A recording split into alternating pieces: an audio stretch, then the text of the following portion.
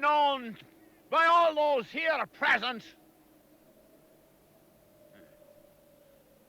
that I do claim this grand new country for myself and for my descendants and progeny and my heirs, whosoever they may be. This is my country, and so it shall be theirs. This is my possession, and so I shall bequeath it to them. This is my country. This is my country! This is my country!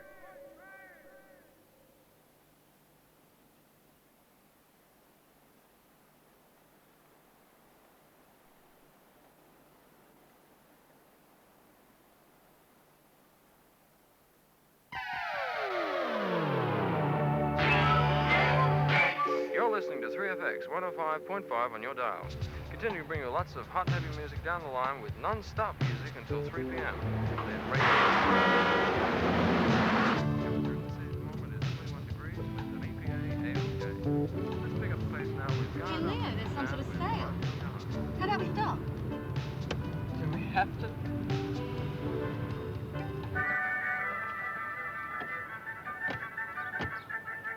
Oh, I just love these junk things. Come on, Leo. Look.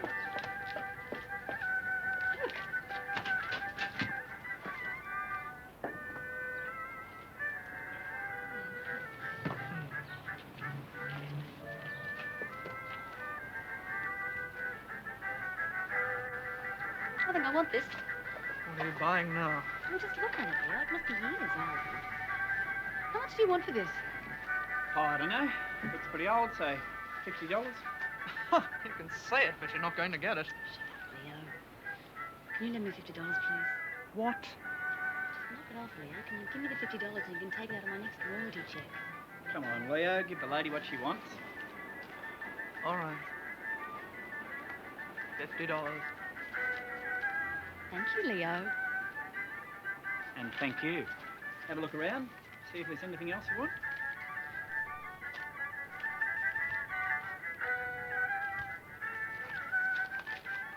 $10. Two? Two.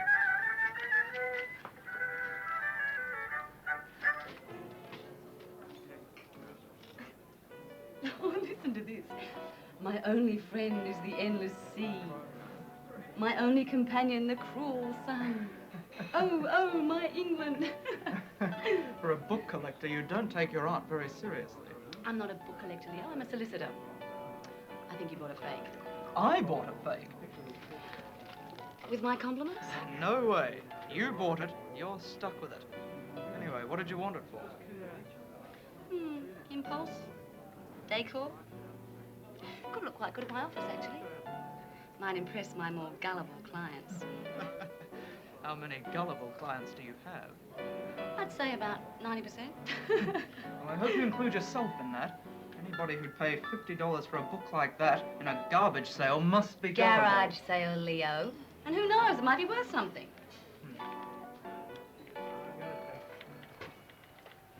Good afternoon, Amanda. Good afternoon. Good afternoon, Miss Jeffries. Michael, could you step into my office for a moment, please?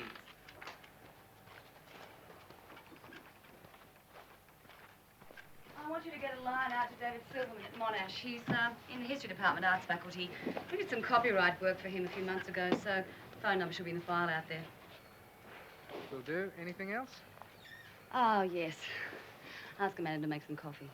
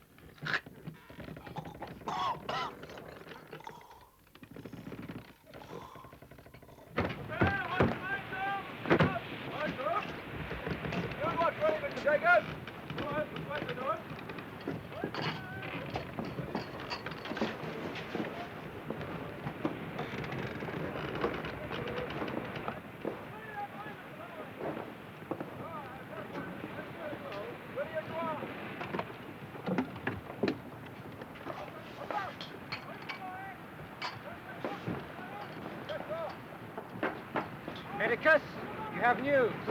Captain Columbus, I have. Would that I had not. What news? It is the cholera. Oh, he'll live for now, but he'll soon die of the ailment. Men grow restless. They know something is amiss. You must act. I will not have a man put to his death simply because he takes on a sickness. Captain Columbus, a man carries with him the death of every man on board. He carries with him the death of this expedition. Have him put adrift from this vessel. I'll see it is done. Medicus! I'll have him want for no comfort, no artifact, to ease the pain of his passing. That is your wish. It is my command!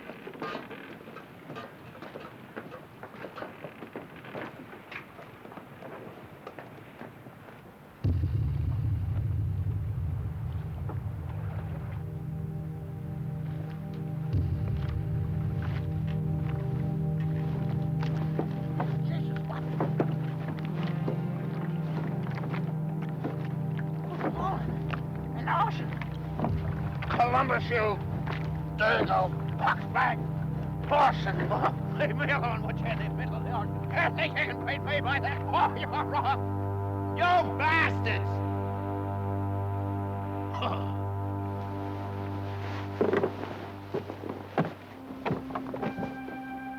I have been set adrift from the expedition to the Indies led by Captain Christopher Columbus in the year of grace 1492.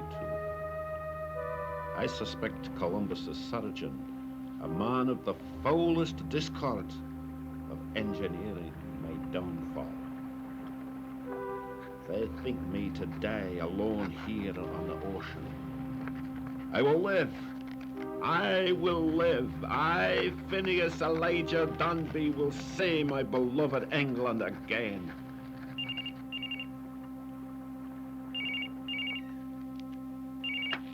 Yes. Hello, David. Angela Jeffrey. How are you? Look, David, I'd like a bit of a favour if you could. Well, I've just bought a book. No, it's for a client. It's supposed to be 400 years old, and I'd like some sort of validation done on it. Well, I don't know. Don't you just look at it through a microscope or something? No. Well, you're the expert. Okay, when? Great, I'll have Michael deliver it.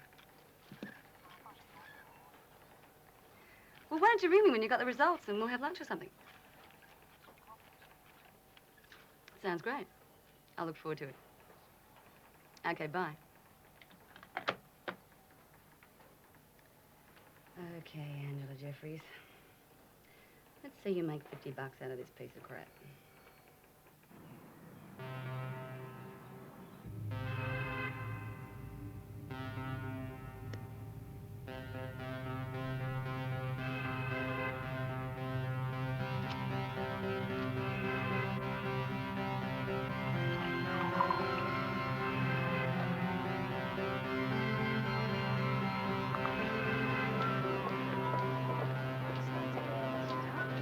Thank you.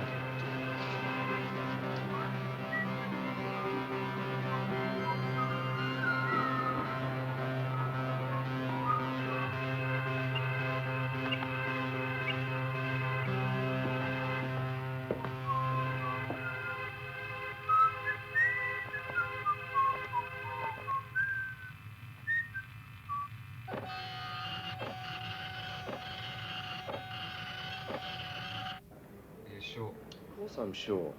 We put it through every physical and analytical test we knew. Ink, paper, binding, dust and pollen microcounts. Prof. Bergman got in on it too. Now what you've got there is your actual 500-year-old piece of literature. There's something illogical here.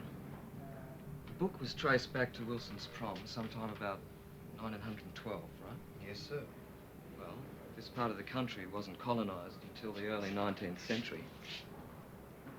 What? Someone bought a 15th century book, at that time a valuable 300-year-old antique, to this country and buried it. May I assume you haven't actually read the book? You may. Why? Why, indeed. Read it and weep, boss. I'm glad I'm not in the history department. Take a look at these. Go on, read them. There's writing on the back. 220 kilometres west of the Canary Islands, November 9th, 1492. Mm-hmm. 135 kilometres east of the Falklands, January 8th, 1493. Cape Horn, February 12th, 1493.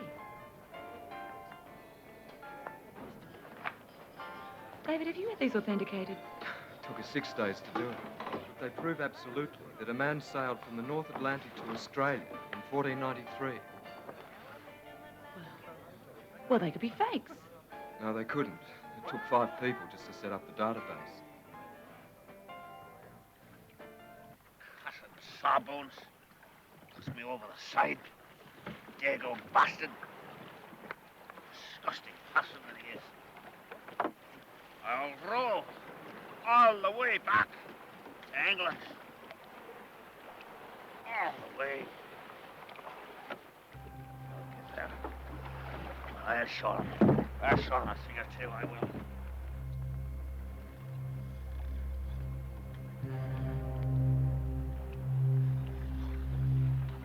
Raw fish. Now. Raw birds. God damn that sawbones. I wish it was his flesh I was eating. There'd be more blood in it.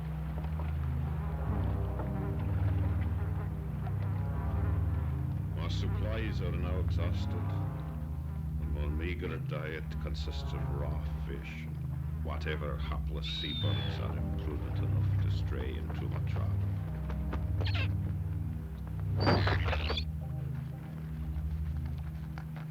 I begin to despair. It is my 3rd month on the sea, and I cannot but wonder if I will ever tread the solid ground of England again and see the face of my beloved Cecily.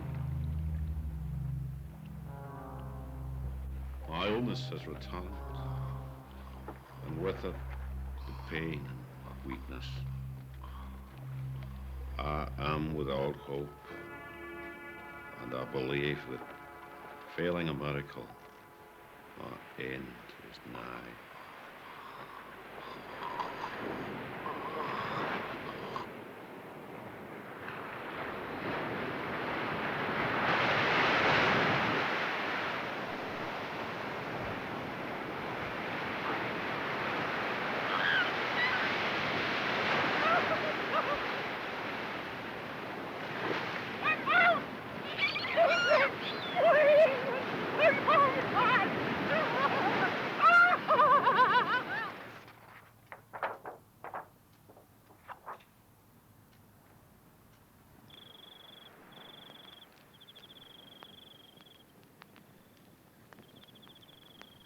I am saved.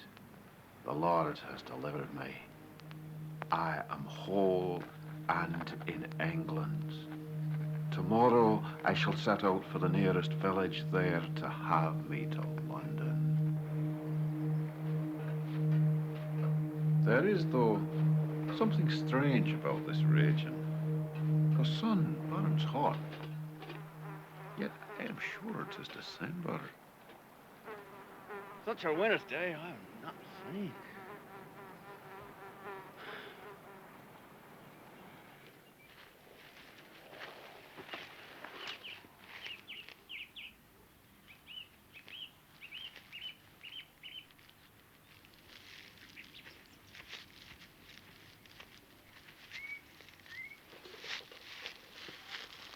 Wondrous fowl or pheasant. Stay quiet, my beauties. I'll have me some dinner. Oh!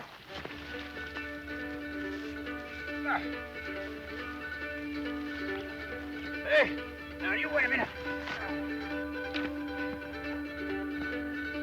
You wait.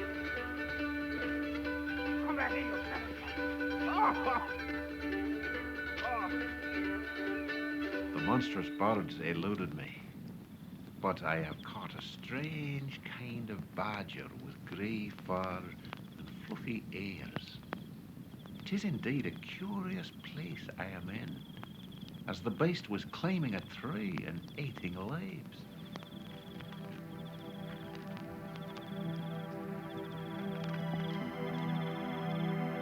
The night sky here is full of unfamiliar stars and constellations, which I have reproduced here. I fear that I have been mistaken in my navigation, and that I am abroad in some primitive foreign land. It is a cruel fate that has befallen me. No work of the devil could have separated me from my loved ones by so great a gulf. It is small consolation that I die alone in a country all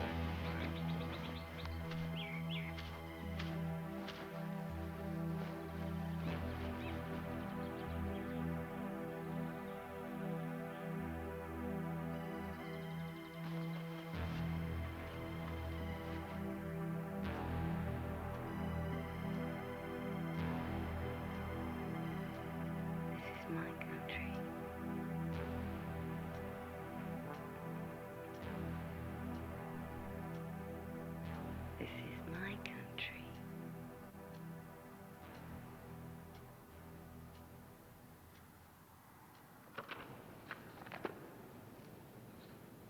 Fools of Astor.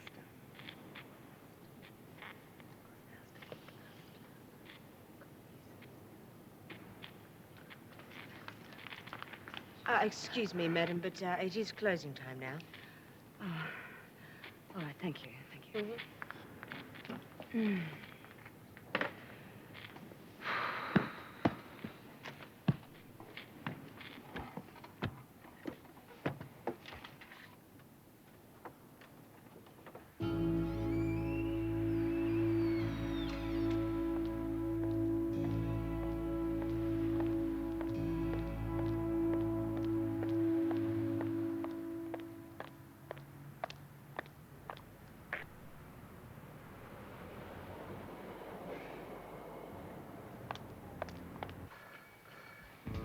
Now, Michael, I want you to find me a genealogist. Make sure it's a good one and get me an appointment, would you? You're not, No.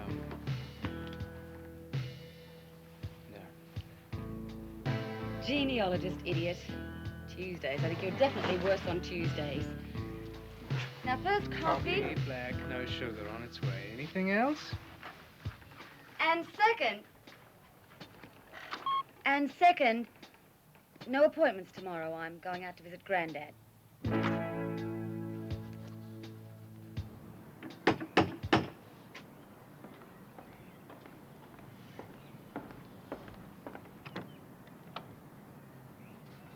Angela Jeffries, my wayward protege. Oh, come in. Oh, you look pretty chirpy, Grandad. Oh, I'm like Tutankhamun without the bandages. Here. And you're too damn thin. Oh. You're still on that diet.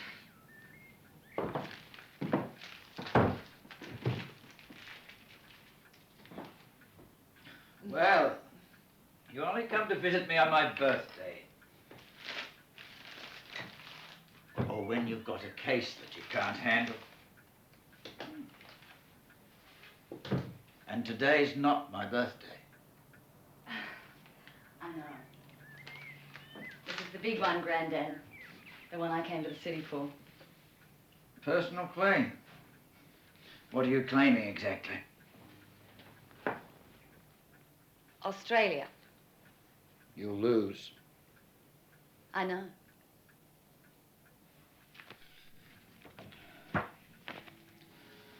Well, incorporate a writ of entry. That's most important. Right. Then they'll approach the bench with pleas of abatement, jurisdiction, and suspension. that's what I'm afraid of. Nothing to it. You just apply for a writ of consolidation. Finch will have to grant it. They'll have no choice. And we've got to tear one of their pleas apart. Abatement will be their weakest. Then you have them. It'll strengthen your case, too. Now tell me, what's this all about? It's a challenge. The biggest case I've ever handled. It's good for the image. Get your name in the papers. You know, lawyers are allowed to advertise nowadays. Not like this, though. The courageous young lawyer, fighting for the common man in the corridors of justice. Whatever the odds. Something like that. Is it the money? Oh, I haven't even got a client yet. You're having the family traced. As we speak.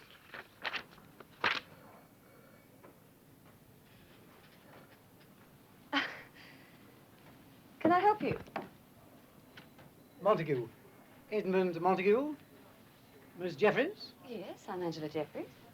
Your secretary intimated that I should wait for you here while he made tea. Oh, he did. Well, I'm sorry to have to disappoint you, Mr. Montague, but I'm afraid I'm just too busy at the moment to take any new cases. Perhaps one of my juniors... Miss Jeffries, I didn't expect you back for another couple of hours. This is Mr. Montague. Mr. Edmund Montague. The genealogist. Oh. Oh. At your service? Coffee, Michael.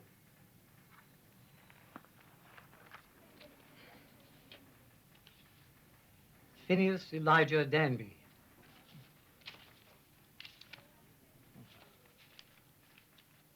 These all the details you have on him? Yes, I'm afraid so. He took part in the Christopher Columbus expedition in 1492. After that, we have nothing. This isn't going to be easy. Records that old are very often sketchy. I may have to go to England to research parish records myself. This may take some weeks. Not at all easy. Yes, I understand that, Mr. Montague, but can it be done? One does one's best, Miss Jeffries. In enterprises of this magnitude, there are, unfortunately, expenses. Certainly, Mr. Montague. But I'm sure it'll all be worth it in the end. Well, I'll bid you good afternoon, Miss Jeffries. Mr. Montague? I'll be in touch with you as soon as I have an answer. Thank you very much. I'll get my secretary to see you out. Pleasure. Michael, could you see Mr. Montague out, please?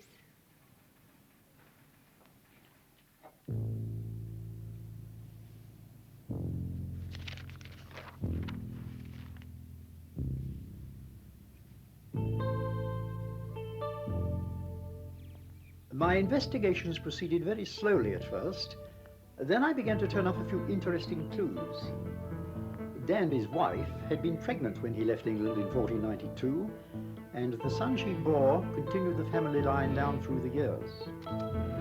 The Danbys established a tradition of military service, which was, for the most part, distinguished. Later, though, they became poverty-stricken and turned to crime. When eventually John Danby was sent as a convict to Australia, his wife stabbed a policeman in the buttocks, hoping that she too would be transported. The present Danby now lives in Inverloch. Inverloch?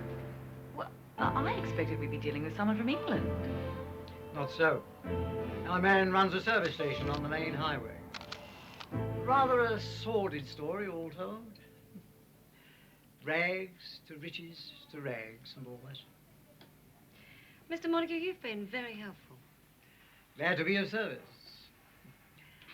Oh, yes, your account. Well, I've given a copy to my secretary. I think a check on the 1st of the month. Would that be all right? Excellent, excellent. Well, I wish you good afternoon, Miss Jeffries. Always a pleasure to do business with you. What? Cheerio.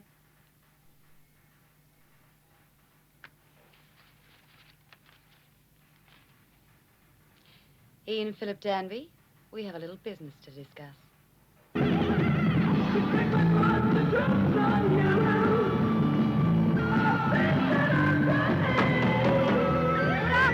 Oh, good night.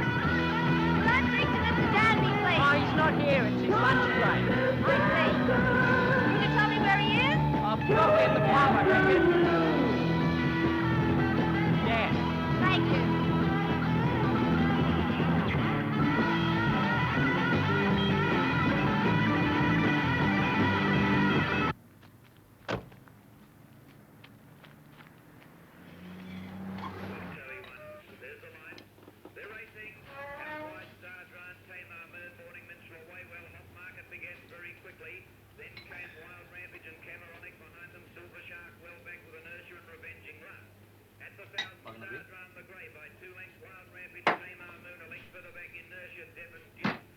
There you go.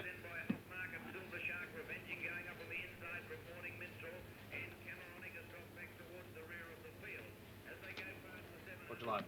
I'll have a mineral water, please.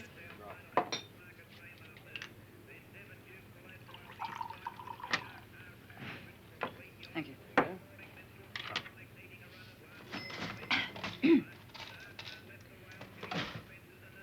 Mr. Danby? Who?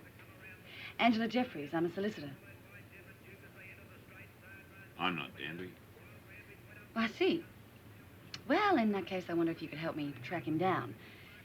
I'm actually sorting out a matter of an inheritance due to him. Inheritance, eh? What sort of inheritance? Well, I don't think I should really speak to anyone else about this but Mr. Danby. Just forget about that. Tell us about this inheritance. Mr. Danby! Mr. Danby, will you wait 1 minute and let me explain, please? I'm onto you, lady. You're just trying to take the piss out of me. Mr. Danby, Yeah, you look, just for all don't I know, understand. there's television cameras around here. You It's a don't bloody student prank. understand. I said we were going to claim the country, not that we're going to win it. Well, what does that mean? Mr. Danby, I realise this may be difficult for you to understand fully, but there's a clause in our claim called the damage payment. Now, what this means, Mr. Danby, what this means is that we will agree to allow the government to pay us compensation for the loss of your inheritance. We make it simpler and cheaper for them to buy us out than to defend the claim. They don't even have to acknowledge the legitimacy of the claim. All they have to do is pay you some sort of compensation. Get it? Compensation, like how much? Mr. Danby, there's something you've got to understand here. We don't have any hope of actually taking possession of any property. What we have to hope, Mr. Danby, is that the threat will be enough to spur the government into making some sort of cash settlement. Cash? Cash. How much cash? We asked $3 million. We'd take half that. I'd get all that. $3 million? Almost all of it, Mr. Danby.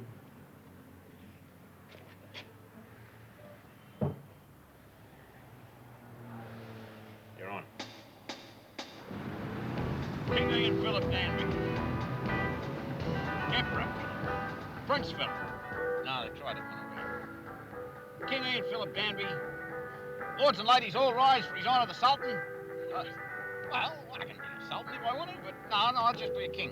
King Ian Philip Danby, the owner and ruler of the, what are we going to call it? Danbydom of Australia. Danbydom. Danby land. Danby land. I like that. Listen, do you reckon that... Not a chance. I don't think anyone's ever claimed a whole country before, but I don't see it succeeding. So I'd just put off buying your ermine robes for a little while, Your Majesty. I look lousy in purple anyway. Black and white animals. Fur. Death. Well, that's different. Well, there's me subjects. Hello, subjects. Peasants. What's up? Just knock it off, you turkey. We'll have the cops onto us if these people report us. Just let them try. When I'm king, they'll all get the sack. Incur my royal displeasure, will they? Hello out there, subjects. Could you not draw attention?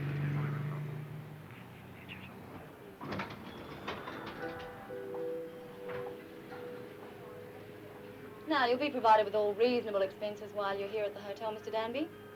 I'll come by tomorrow morning about 10:30 and pick you up and we'll go over a few things. Good hour. Yeah. Listen,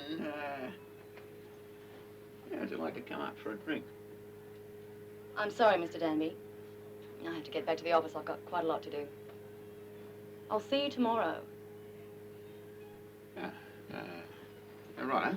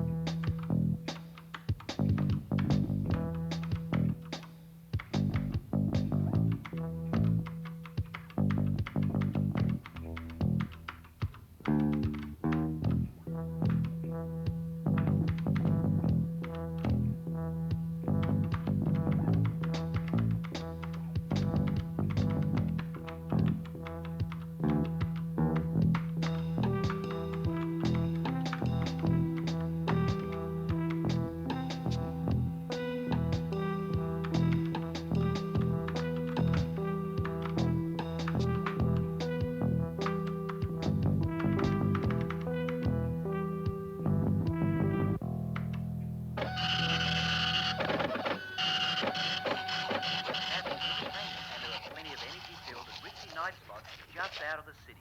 So if music is your caper, pack your wallet, get into your favourite boots and hit the high spots. I'm Ollie Martin, never getting tired of the nightlife. Well, everything's arranged. Teed up Peter Stone of The Age. He'll be in contact later this afternoon. Great. Excuse me, look, you can't come in Oh, here. yes, I can. Look, do you have an appointment? No, I don't. Marjorie Alsop, Attorney General's office. Thank you, Michael.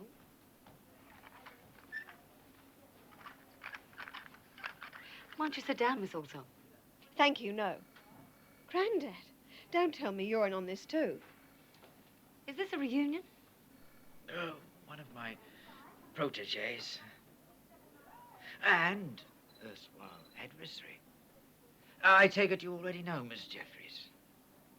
Yes, I've been given the rather mortifying task of having to deal with Miss Jeffries and the summons she had delivered to the Governor-General.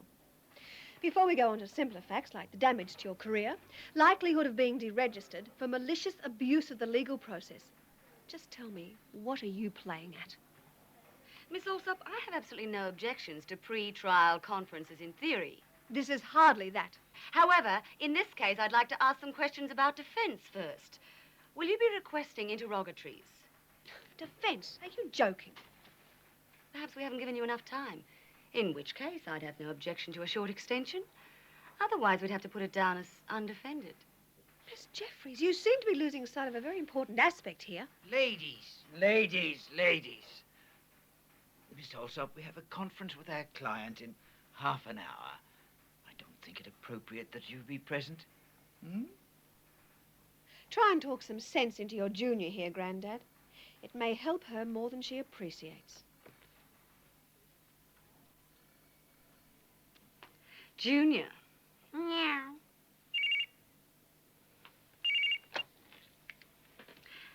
Angela Jeffries? The Age. Yes, how can I help you?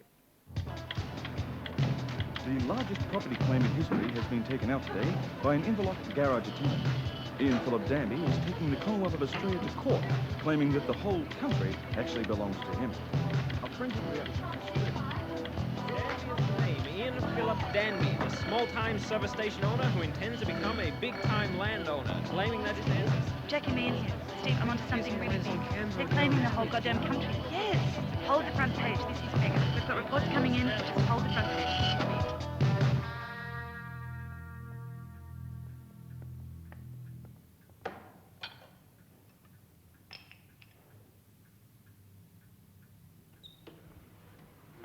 The Prime Minister, Sir Geoffrey.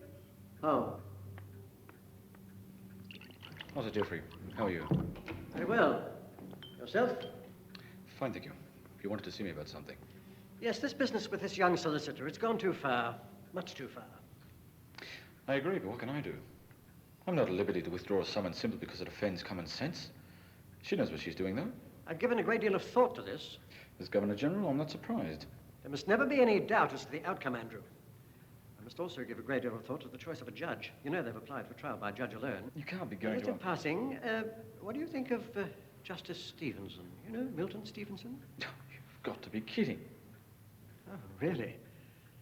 Well, we'll see. And now the news in detail. The legal world was rocked today by the decision to appoint Justice Milton Stevenson as the sole judge in the controversial My Country claim. Justice Stevenson is well known for his many appearances of the popular TV quiz show, TV Matchmaker.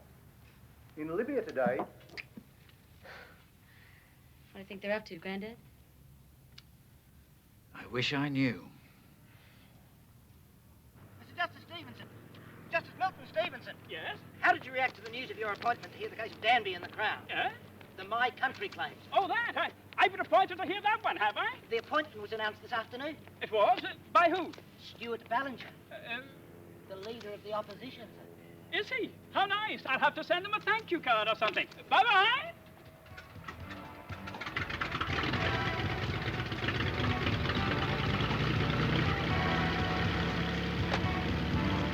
Well, let's run on down 6 pages. Gee, want you beer? Sure.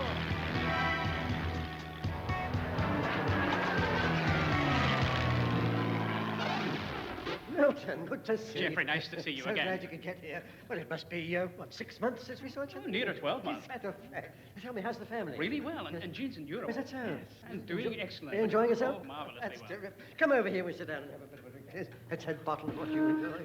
Yes,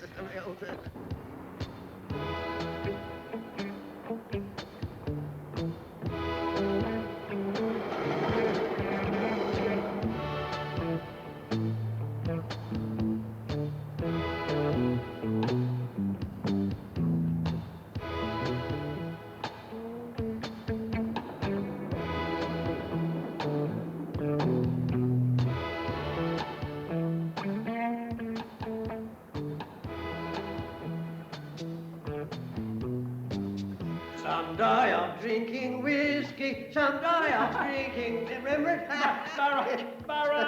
Marrakech! Remember that girl with the great big nose? What, Scotty Boston? I'll take the high road, Oh, and you you'll take the low road, and I'll be in Scotland.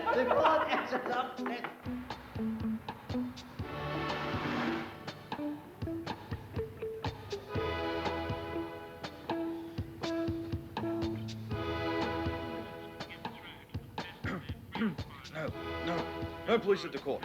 Definitely no police at the court. Because I say so. David, you wanted to see me. Ah, yes, yes. Well? Sue, as Attorney General, if it became important to, influence this Danby case. Simple, really. It is? Sure. All you have to do is get rid of Milton Stevenson. He's the only real problem. He is. He skis, you know. Make him, I don't know, cultural attaché to the embassy in Switzerland. Cultural attaché. That'll work. Yes.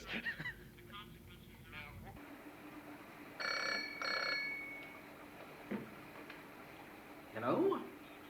Mr. Prime Minister. How are you? Cultural attaché Switzerland, eh? Skiing? Oh, no, I've long since given up skiing. I'm taking up skinny dipping. Skydiving. You know? Parachutes. 1,000, 2,000, 3,000. Yes. No, thank you, Mr. Prime Minister. Good night, Mr. Prime Minister. Okay, Grandad. Listen to this.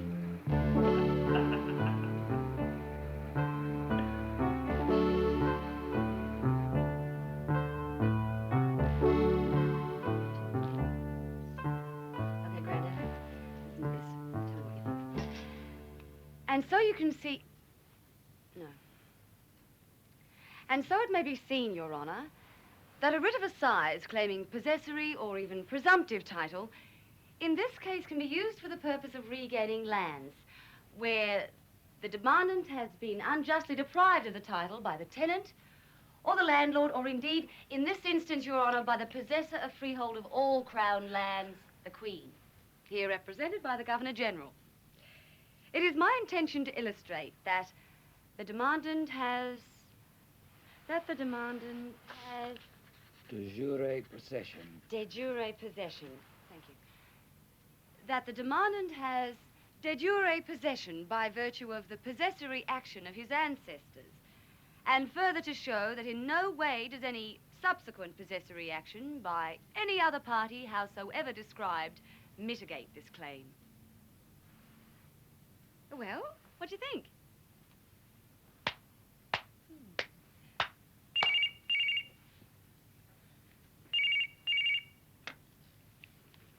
Yes. Oh, Sylvia, darling. And how are things in Canberra? Oh. They have they? Oh, I never. Yes, well, thank you. Thank you very much. Oh, Sylvia. Give my regards to Sir Geoffrey. Bye for now.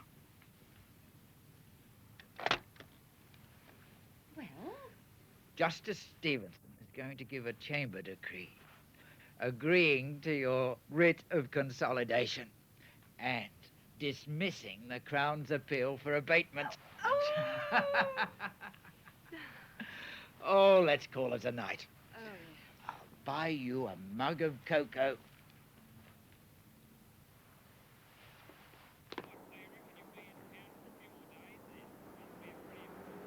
Yeah, James, that's right. Now, look, I don't want to say too much, but I reckon if I play me cards right, I can retire and I'll give the service station to you. Yeah, and if I'm really smart, I could probably give you the whole bloody Geelong refinery. Good on you, James. See you later, kid.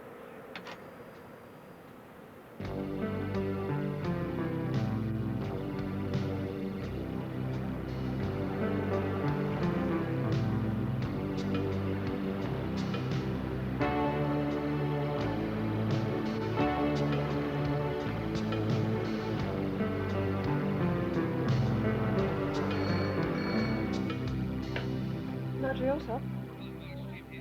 Yes. Yes. Next Thursday, I believe. Mm-hmm.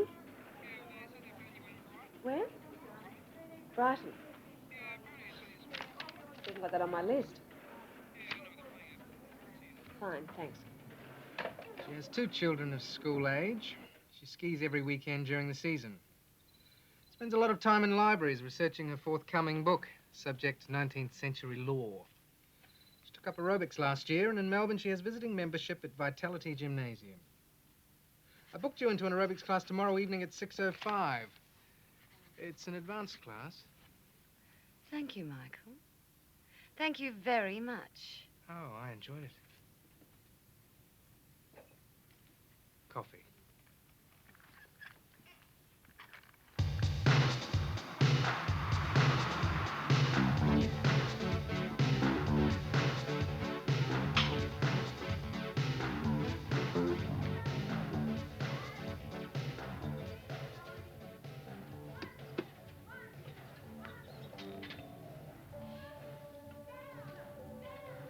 Good evening, Miss Alsop. Yes. Had a blaze of publicity covering this Danby case. Have you noticed? Have you been interviewed by the Women's Weekly yet? No. Isn't the law fascinating? I mean, the way it works for people. Take the writ of Beaver. Why?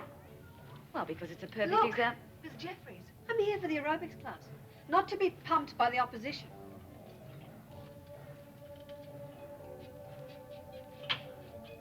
Okay, ladies, for the advanced aerobics class, please make your way to Gymnasium 2 in 5 minutes. Thank you.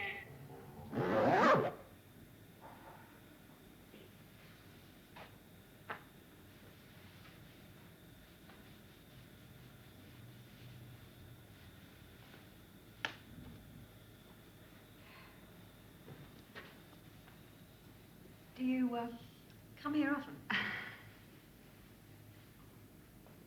You know, Miss Jeffries, Call me Angela. You know, Angela, the general public think that ripping off the government is just one step up from ripping off insurance companies. My client's only claiming what's legitimately his. You may tell your client and his solicitor that he is not going to make off with an entire continent. He isn't? Why not? Because I won't let him. This could be fun.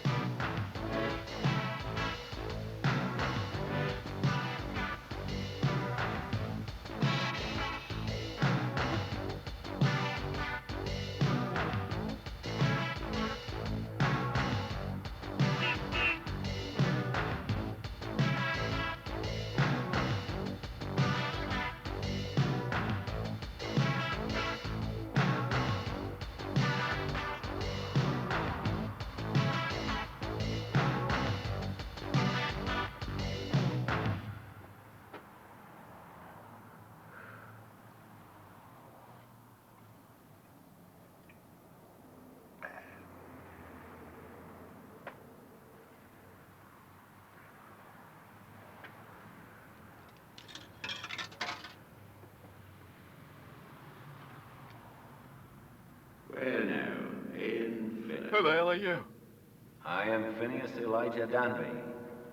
You've read all about me. No, you're not drunk. Here. Let me have some of that.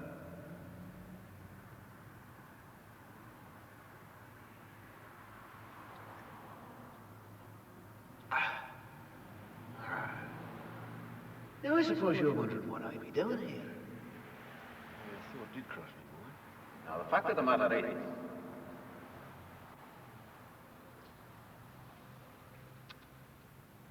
I have something of a proposal for you.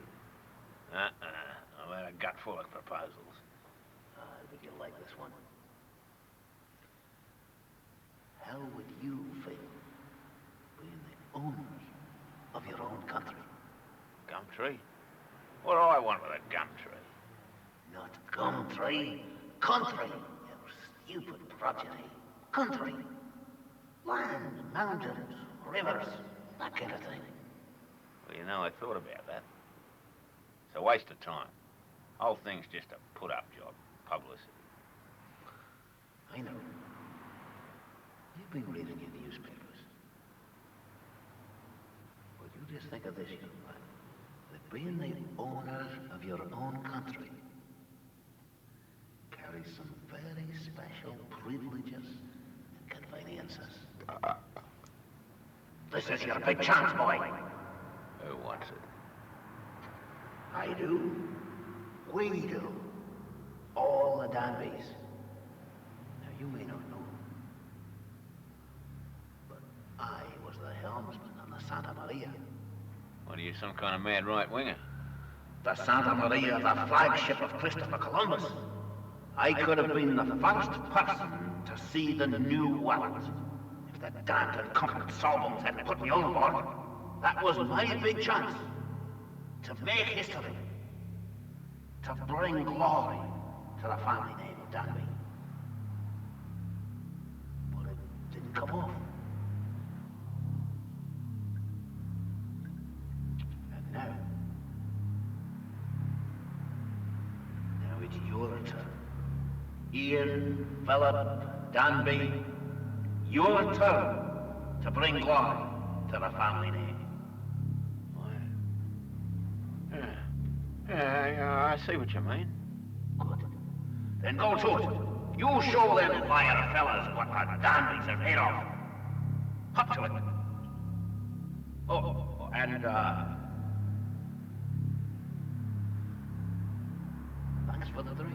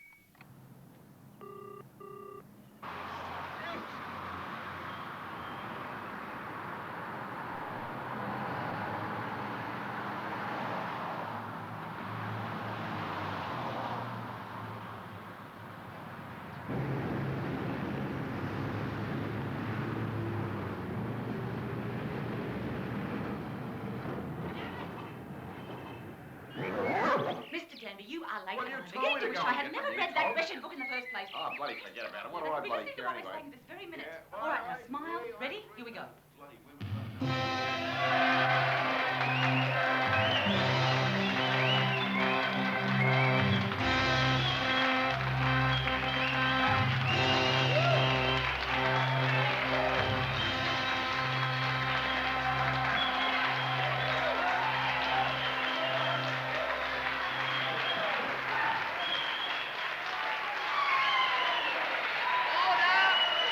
Order!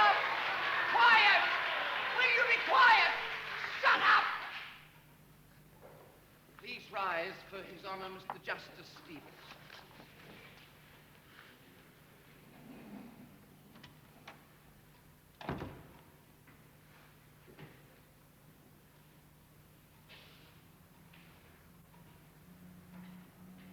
Be seated.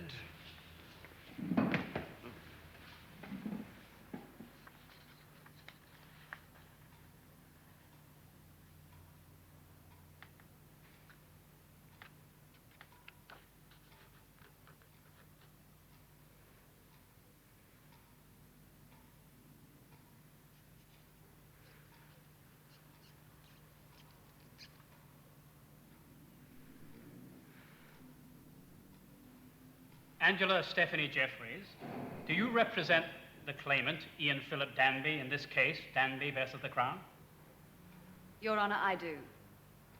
Very well. This court be now in session.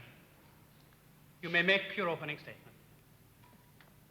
May it please the court, Your Honor, it is my submission and the contention of my client that the continent constituting Claiming the mainland right of possession to lands disputed by the tenant or landlord shows his rightful ownership of the freehold of the land, the Australian mainland, Your Honor, by the illustration that his claim is identical to the claim of the Crown and precedes it by 300 years. Is it your contention that Mr. Danby's ancestor also sailed to Tasmania, Miss Jeffries? We make no such claim, Your Honor. Phineas Elijah Danby sailed only to the mainland of Australia. Then your client does not claim Tasmania. He does not wish to claim Tasmania, sir. He does not want it. I see. Continue. Thank you, Your Honor. Our writ of entry also includes a clause of ouster, which I give as the Contention attempt of to the render Crown that possessory action cannot be proved by an unwitnessed account by a single, potentially unreliable author of a ceremony of possession that took place 500 years ago.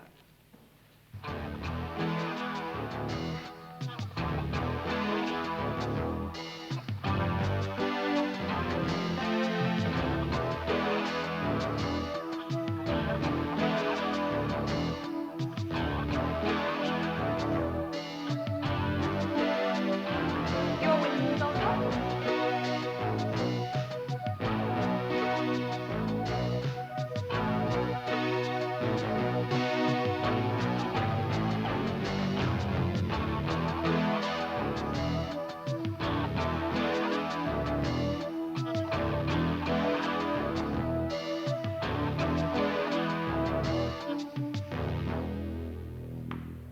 Your Honor, my learned colleague has prepared herself most carefully in this case. It is for you to decide, however, whether her claims are substantiated, weighing precedent, interpretation, and submissions. Your Honor, does any man or woman, in all rationality, make a claim for an entire country, complete with residence, history, and traditions? I say complete, Your Honor, not because Mr. Danby claims them, but because this country is inseparable from her people, their past, their present, and their future.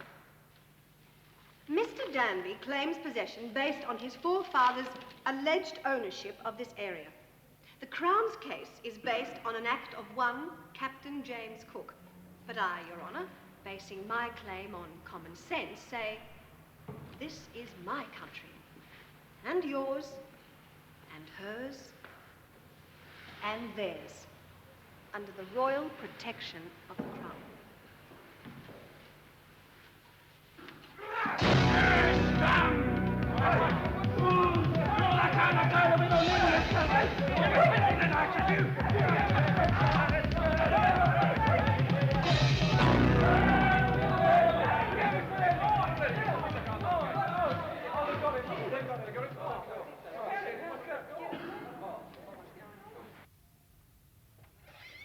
Mr. Prime Minister, I'm afraid our man has been caught. What? This court will very shortly rise, so I may consider my decision. Ms. Alsop, has the Crown anything to add? No, Your Honor. Miss Jeffries? No, Your Honor. Does your client wish to address the... No. Yeah, Look, I've been here for days, listening to all these eloquent speeches. Why, there's eloquent speeches by all this mob. I reckon nearly everybody's missed the point. Listen. When my great, whatever he was, grandfather arrived in Australia, it was in 1493. And that's long before Captain Cook and the First Fleet and all that lot. And Accordius said that's true. He came here without the fleet, and he didn't have any government patents, or what do you call them? Patents. He didn't have any government patents, none of that stuff. Now, his journal says that he was just a sailor, out to provide for his wife and kid the best way he could. He'd take ship, he'd sail to the ends of the bloody earth if there was someone ready to pay him for it. And when he found something that was great and marvellous, and he did because he found a new bloody country, his first thought wasn't for fame or how much money he was going to stick away being the owner of the country. No, what he wanted was for this marvellous new land to go to his family. Even though Mr. Montague over there reckons that Danby even never got to see his little nipper. You've got to admit he must have been thinking of him even when he was bloody miles away.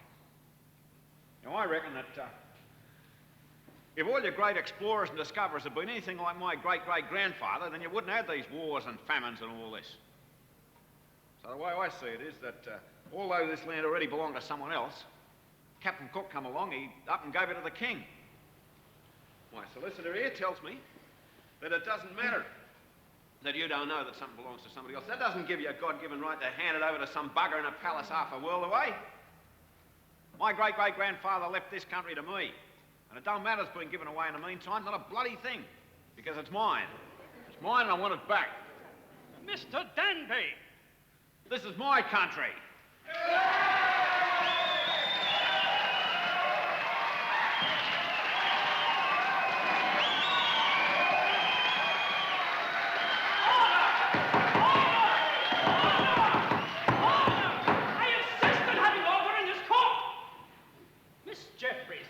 You may be thankful that this court is now adjourning.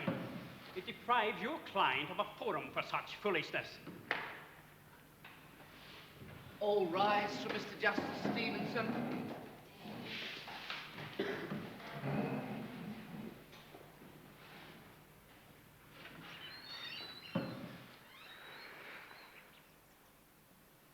Justice Stevenson, how are you?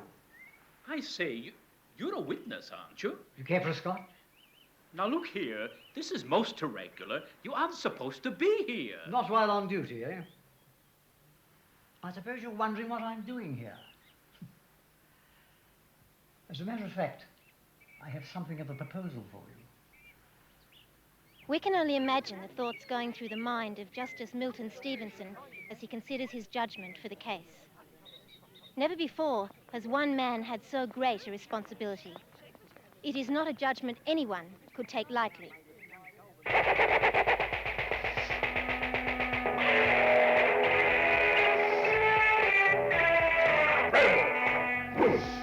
Rambo, get down.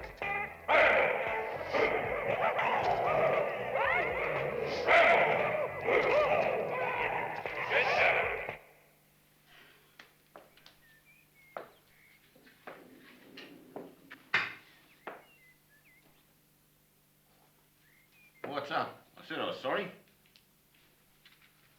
I can't help being Ivo. Oh, look. Would you just get out of my chair, please?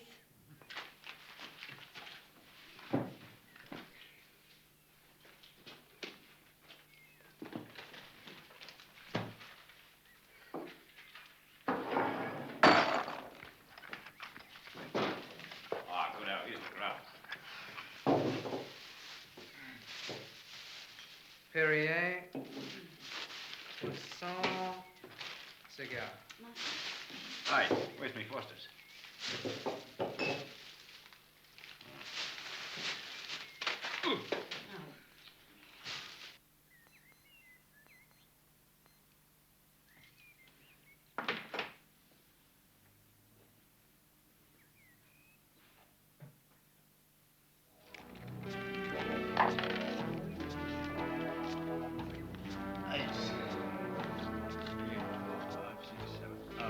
Oh, you little ribbon, that's Mayfair. I got a house and a hotel, that's 3,000, you know. You can't have a house and a hotel. They're both there, have a look at that. Oh. All right, well, I got two hotels. No, you I've got can't four have here. it. Hello. Okay. fourth there. You watch it, gentlemen. Court is now in session. Okay, let's go. Why the Queen's Bishop? Right. Get your shirt on. Right on. Come on. Over the past 8 days, I have heard many learned opinions as to the correct ownership of this Commonwealth. I have taken evidence from those expert in history, in antiques, in astronomy, in geography, in sailing, in the study of handwriting, in psychology, in political economy, in law. It is this last point that will guide this case. I am impressed with the demandant's allowance of a damaged feasant in this case. Though the Crown has declined to admit either the priority or the legitimacy of Mr. Danby's claim, it may still pay compensation under the damaged feasant. However, such a payment must be discretionary, and this court will make no order to its effect.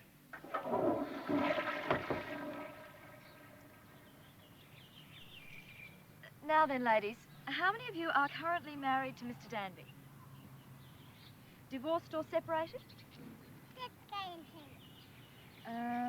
Engaged or de facto? Now, we've got one married but not consummated, haven't we? Okay, now, how many of you have had children to Mr. Danby?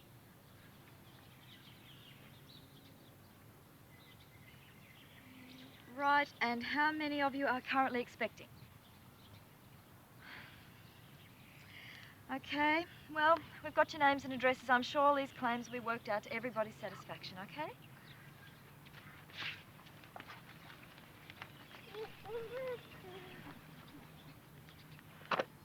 Right. Now, Mr. Hardcastle, this may take a little longer. Historically, the only method of taking possession of a territory was by discovery or by act of war. There is no question of hostile act in this case, even though we have evidence that Mr. Danby did in fact shoot a koala. In any case, claim by hostile act cannot be regarded as legitimate. We must therefore confine this judgment to this question. Did Phineas Elijah Danby discover Australia? I cannot accept that Captain James T. Cook was the discoverer of this continent. He was not the first white man to land on the mainland, let alone sight it. His, and therefore the Crown's claim, is based entirely on the ceremony he attended upon his landing. The crucial test is the use of the words, "I claim this country," or land, or nation, however the case may be. And it is undeniably true that Phineas Danby used these words. He did claim Australia, and he claimed it in a way that is historically recognized as legitimate. I find in this case for the demandant, I give the government of Australia 60 days to make all arrangements to cede all property to Ian Philip Danby. This case is now adjourned, as I imagine are many, many others.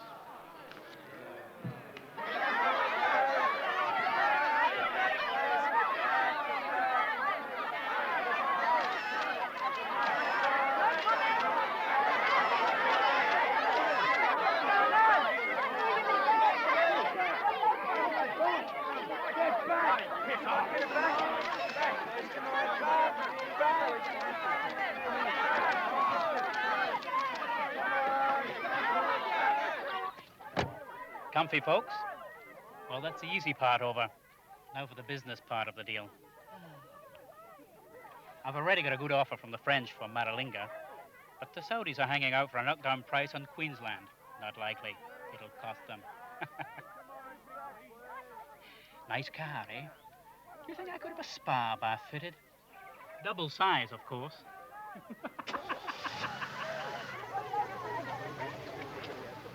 Newsflash, newsflash. It's official.